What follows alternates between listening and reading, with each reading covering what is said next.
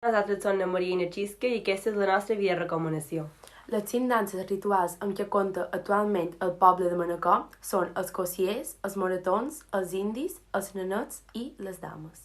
A aquest vídeo parlarem dels cossiers de Manacor. Es conserva documentació des del segle XVIII fins al segle XX, quan es va eliminar el ball i es va recuperar en el 1981.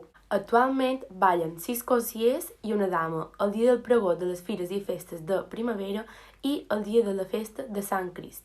Però antigament ballaven 6 cossiers, una dama i un dimoni el dia de la Mare de Déu d'agost i per Sant Jaume, el patró de Manacor. Els acompanya una banda de xeremiers i fan 5 balls diferents pels carrers de Manacor. Després de ballar, reparteixen un brot de romaní com a símbol de festa i de primavera. Els cossiers realitzen un ball traçant un cercle al voltant de la dama. La dama representa el bé i el dimoni representava el mal, intentant fer caure a la dama, mentre que els cossiers tenen la funció d'ajudar-la a no caure i protegir-la del dimoni. Sembla que el seu origen es troba en els repobladors catalans de l'illa.